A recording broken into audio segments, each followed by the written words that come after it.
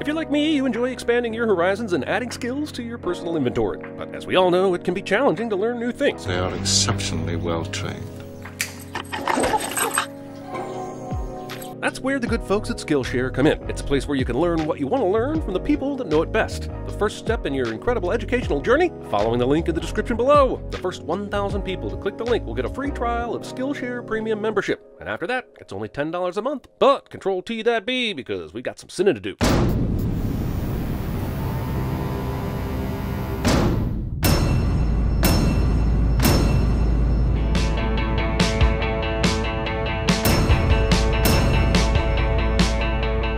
Movie begins with a 6-minute parody of bad cop movies that totally pays off at the end of this movie and will totally be worth it. You want to be a farmer? Here's a couple of acres. Movie makes me wonder if this line even qualifies for a funny bad line, or if it's actually too brilliant for the kind of movie it's making fun of. Either way, I think my hands are tied. Focus! Hey, come on! Focus! People who yell their complaints inside the auditorium. The climax is on the fritz. You've been saying it's out of focus this whole time. Now you get up to the projectionist and you say the climax is on the fritz? What teenage boy not from 1942 would say that? Also, while I never worked with these projectors before, it appears that there is no film running in them. None of the reels are spinning, and the image on the glass suggests that the projector is running without a lens. You know, the new Jack Slater opens this weekend at the Odyssey. Why does Nick refer to the theater they're in by name? Why doesn't he say the new Jack Slater is playing here this weekend? It's like if I was at the Hollywood 27 and had a bunch of friends come visit me and I said, you know, Cirque du Freak, the Vampire's Assistant, opens this weekend at the Hollywood 27. It would be weird, and it would explain why those friends don't call me anymore. See it before it opens? Yeah. Who do I have to kill? No one. You just need to check your ego and self-esteem at the door and go to work at a movie theater. All you have to do is to get to school. You know, if you hurry, you're only going to be 4 hours late. Wait, he went to this movie theater on a weekday at like 10 a.m. to watch this movie? This theater looks practically condemned. The cost to open up would be way too high to have weekday morning shows. Why would a single rundown gang tag theater be playing Jack Slater 3 the day before Jack Slater 4 opens? No wonder you aren't making any money, have no customers, and the gangs have even abandoned you. You are playing a 2-year-old feature film. Danny sneaks into class midday and isn't seen by the teacher and faces no consequences.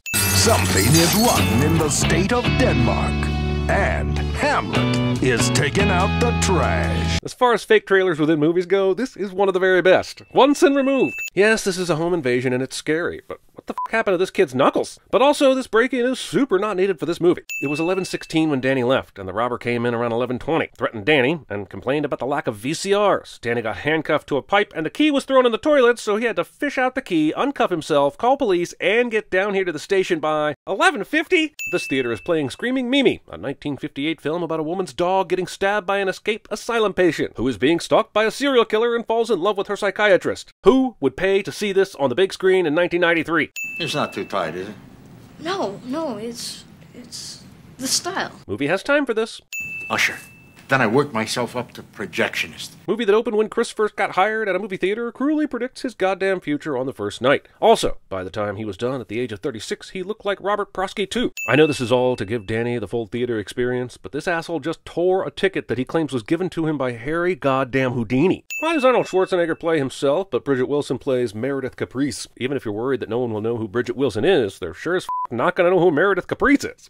Jack Slater 4 movie begins with a helicopter shot over the water cliche, and yes, I will sin the Jack Slater 4 movie for that Sometimes he likes to bake while he's shooting people. What the f*** does that even mean? Also, absolutely shameful misuse of Art Carney. Look, if I don't sin this countdown that makes 0 sense for several reasons, who will? Do you think this world's cinema sins, film depravities, is ever gonna get around to this? No, they're not. They've got a 25-part video series on that Stallone Terminator 2 movie that shows up later in this film. They don't have time for no Jack Slater 4 nonsense. The bomb is huge enough to flip over the car that was out on the street, but somehow Slater leaping off the porch survives. He's okay. Minor wound.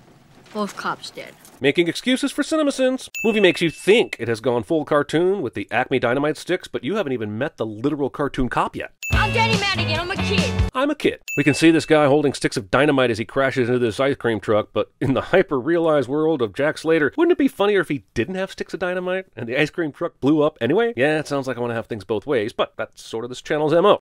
I asked that guy, Kona Freeze. Fake movie within a movie inspires Mr. Freeze casting 4 years later. This car plows through a concrete bridge embankment and ends up with 0 damage on its front end. Even the headlights are still intact. Acne, shaving, premature ejaculation. Talking about premature ejaculation with kids. So wait, is this movie saying that in movie world, everybody from every movie can interact with each other? It's gotta be confusing when these characters run into other characters played by the same actor. And what about people who replace the originals, like Don Cheadle's Rhodey and Terrence Howard's Rhodey, or all the James Bonds, or when Patrick Stewart replaced William Shatner on Star Trek? I gotta call DC. Watch it, Jack. He killed Mozart. So Danny recognizes F. Murray Abraham, but given the movie's motif for showing the character the actor played and not the actors themselves, why would he think that this version of F. Murray Abraham is the guy from Amadeus?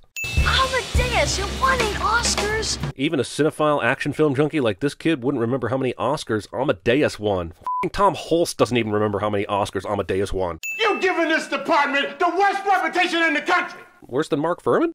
Hiya, toots. When you're a cartoon, they let you do it. You saved me from public humiliation, Jack. And you promised me you wouldn't dare! Danny quotes the first Jack Slater movie and knows the whole franchise by heart and can probably prove this is all a movie pretty quickly. But guess what he's not going to do so that Jack can continue to be ignorant? No one likes a smart ass. I beg to differ. Some people like me. Weird. Stallone's in Terminator 2, but all the other movies in this joint are the exact same as they are in our world. Also, since characters like Catherine Trammell and the T-1000 live in this world, how did they even make a Terminator 2? Is someone other than Robert Patrick playing the T-1000 in the Stallone version? If so, does that mean that Robert Patrick is playing a normal, ordinary policeman in this world and not the T-1000? Or is the T-1000 playing himself in the Stallone version? My point is, you can't have fictional characters from real films running around in a Hollywood industry that is making up characters who then show up in real life. God, this world is more confusing than Tenet. I know the placement of Raw Deal is here on purpose, but if Raw Deal exists, then so does Schwarzenegger, and everybody needs to stop pretending they don't know who the f*** he is. Also, give Danny 15 minutes in this blockbuster and he could prove this we're in a movie just by finding video covers. Also, under the war section, this blockbuster is displaying Field of Dreams, Bull Durham, and Blade Runner, just to name a few. No wonder Blockbuster went out of business. She is way too attractive to be working at a video store. You, dude. I worked at 2 Blockbusters in 1999, and Kelly in Fort Oglethorpe and Paige in Kankakee were both hot as hell. And Paige in Kankakee even fired me after 2 weeks of employment because I was trying to trade shifts and she thought that demonstrated a lack of interest in the job. But I will still say she was hot. If you're a supervillain, don't you maybe keep your gate in the closed position? Wait, where are you going? I'll be back. Ha! You did not gonna say that, did you? Why would something that simple be your aha moment to prove to Danny you're not in a movie? You just said a million things in the car to him that he wasn't expecting, and he in fact misunderstood why you were giving him your badge. You just wanted to have an I'll be back moment, and this is the best you could do. I snap my fingers again, and sometime tomorrow you emerge from several canine recta. Well, I'm gonna have to remove a sin for Charles Dance, aren't I? He had one on the bullseye when he was with his second cousin.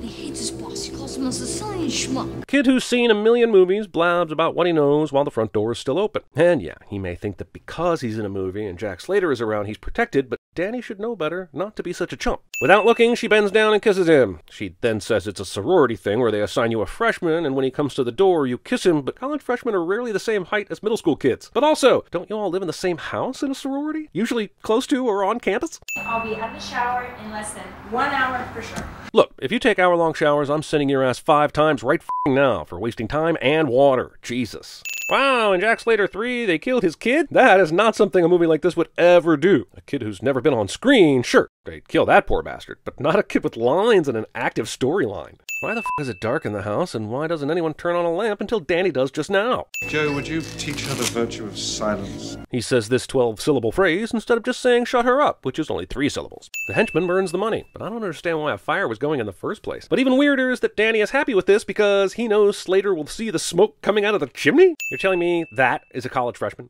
Not sure where the hero is? Just start shooting through walls! Who the f*** is this guy? And this blue green screen shot is f***ing awful. I'm in the mood and I'm missing the best action! One might even ask why the camera is still pointed at you. Chicken it is. What the f***ing goddamn hell? I literally cannot root for a character this stupid. I don't care that he's a kid. I'm a comedy sidekick! Oh, I'm a comedy sidekick! Yeah, but in a movie like this, your character wouldn't die. You're not Sam Rockwell in Galaxy Quest. Your character would be why the movie is made in the first place. Think, like, Cop and a Half. Referencing E.T. in vain. Also, this moon is so huge, forget about calling it a Bruce Almighty moon. This is closer to Melancholia. Giving your villain a disability because you are an ableist. Stealing. Say this. Kid, I don't want to say it. You can't possibly say it, because this movie is PG-13. If the word is f***, which we all know it is. PG-13 movies can say that word, but usually only once. And other movies like The American President get away with it 3 times. What would have been funnier is if Slater had said the word but couldn't say it after that. Okay, but this means Benedict willingly put a bomb in his eye socket. Give me your badge! Why is Decker blaming Jack for his own house blowing up when it was John McTiernan regular Anthony Peck's fault for carelessly handling that glass eye bomb? Trying to cheer him up, this asshole invites Slater to a rooftop fucking funeral for a mobster, which is stupid. But it's also plot important, so it's here and we get to watch it. During this driving scene, we see Slater carelessly driving and making cars swerve to miss him. But Slater is driving in a straight line. He's not making any moves that would make cars swerve for any reason. Slater's not the asshole, everyone else is. It won't just be a bomb. I mean, we've already had a dozen explosions in this movie. Danny cites a little-known formula that restricts the number of explosions in action movies, which I'm pretty sure is not a thing. The other father's gonna pass gas one more time. That punchline was not worth the goes-on for some time setup. You cannot turn on a bomb's timer by pulling a dead man's finger. Well, this asshole F. Murray Abraham was the bad guy after all. That dick-faced Danny was right, all because he knew Abraham's work from goddamn days. You made the classic movie mistake. Don't explain so much. I hate this kid and he'd be amazing at CinemaSins is a thought that I'm going to have to deal with for the rest of my life. Maybe in his world he does create the MeV channel, Film Depravities. Also, Danny makes the same mistake of talking too much, which is one of the movie's better gags, but why the f does Torelli and Benedict come down here to stop it? It's not like F. Murray Abraham made a call and told them where he was. And they're in a secluded, out-of-the-way spot. He's stealing a dead body during a funeral, and no one tries to stop him. He drops the corpse, but it somehow ends up caught on a hook that is 10 yards from the building's roof. This hook is a lie. Everyone here has guns, but he still somehow escapes. If Torelli's plan was to use Leo the Fart to gas everyone at the funeral, how did he have the foresight to deploy a helicopter with an assassin ready? And if the helicopter was deployed simply to kill Jack, why go through all that trouble? Not Arnold Schwarzenegger looks more like Henry Rollins than Arnold Schwarzenegger. Why does the ticket portal work several seconds after the bad guy went through it? You can't go through life nitpicking every little thing. Oh, really? Well, you've done it for over 8 years. Movie theater is strangely unharmed after dynamite exploded inside it. And yeah, could be some fake movie dynamite, and that's how they explain it. But I'm not going to accept that, and you shouldn't either. This movie loses all momentum when the bad guys go from the movie into the real world, even though that should have been the best part of the film. Thanks for sharing. Couldn't have told me this earlier? He spent the whole movie telling you this. God damn it, for the 3rd time this movie, we are going to play chicken. What the f*** are these cables that are attached to Jack's car? Is this something they needed for the car crash? Those things are super visible. Look, dead.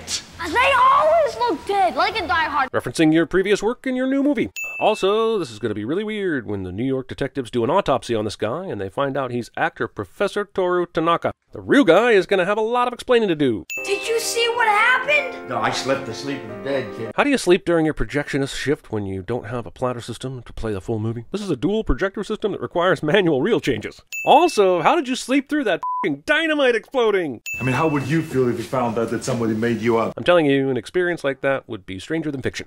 There are 9 million kids out there with guns. There are? Weird. Head Crusher and Bloodthirst were both names I gave my penis in middle school. Sure, what can I do for you? I've just shot somebody. I did it on purpose. What's weird is when Benedict ran for president later, Republicans found a way to blame the auto mechanic. I suppose it's 1:58 p.m. and they let Danny sleep in, because it's probably Saturday.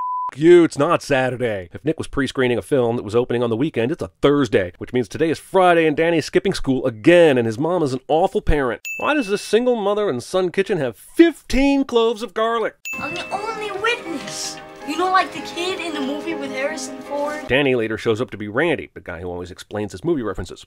You know, like the guy in Scream, played by Jamie Kennedy? The guy from Malibu's Most Wanted from the year 2003? While it's true that Single White Female, Sleepwalkers, and Bram Stoker's Dracula all came out in 1992, Sleepwalkers came out in April and was out of theaters by mid-May. Single White Female didn't come out until August, and Dracula didn't come out until November. And, oh look, these are all Sony movies. What a coincidence. This is a studio that loves to come out with movies around the same time to massively overcompete with themselves for box office take, especially that sweet, sweet R-rated cash that's so easy to come by. Also, near the fold of this paper is an ad for Jacob's Ladder, which came out in 1990, and Jagged Edge, which came out in 1985. And you'll never have to go back to this film again. I'm guessing Benedict got this Jack Slater 3-reel from the Odyssey, but I have no idea how he knew he could go back there to get it. And how was he able to get Tom Noonan out of the reel without playing the movie? Or is this the real Tom Noonan?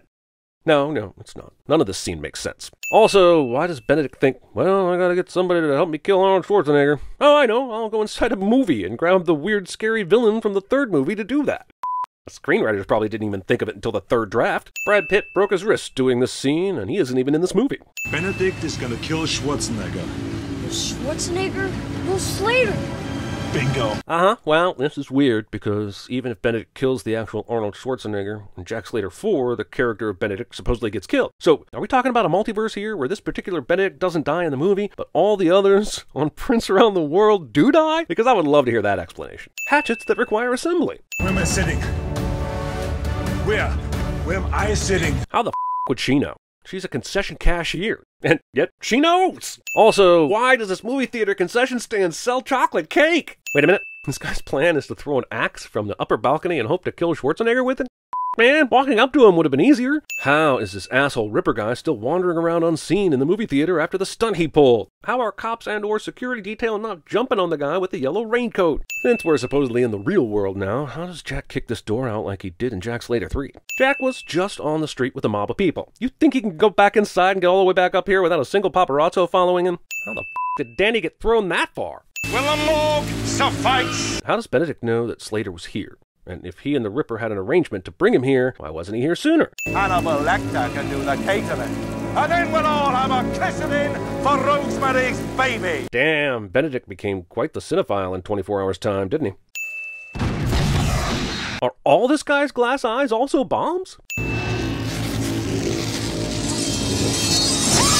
Not even one of these frightened film buffs running for their lives acknowledges that this is just like the Purple Rose of Cairo. Wasn't this theater playing the new Jack Slater movie? Or did Nick get a print from some other theater and watch it here? This theater doesn't even seem ready for Jack Slater 4. It's still got all the Jack Slater 3 stuff up. Why is Nick here if there isn't a movie playing? What the f*** is going on? Holy 3 cans for Jack Slater 4? 2 of the cans have 3 reels, and the other's gonna have at least 2 for a total of 8, and maybe even 9 reels. This Lethal Weapon-like action movie is probably 2 hours and 30 minutes long. Also, if Jack is out here, does that mean he's not on this print anymore? Is this now a defective print where Jack's been completely erased from the entire movie? Cars driving themselves, asses being beaten by nobody? The movie Death doesn't recognize Jack Slater, but does recognize Danny Madigan, and knows his death details. Even though this death is a movie character death, and not the real. Oh, who f***ing cares? No way! I'm not gonna leave you. Cinematic skip! You know why you're shouting? Because it's in the script. Now that Jack's back, why the f*** is the screen playing out the real-life adventures of Jack Slater now?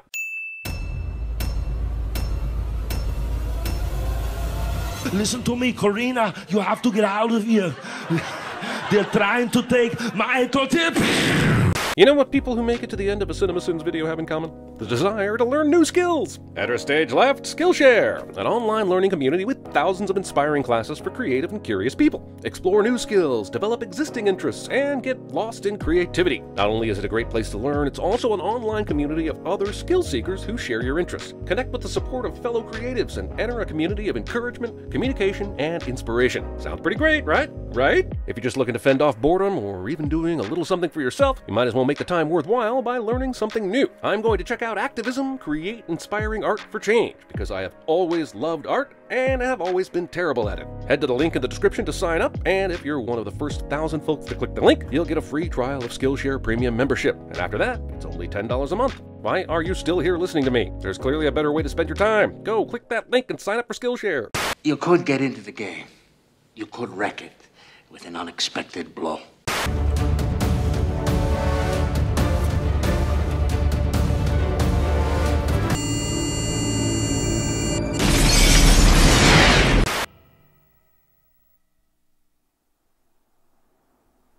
If he were alive, we could have used him to broker a peace with Winterfell and River Run.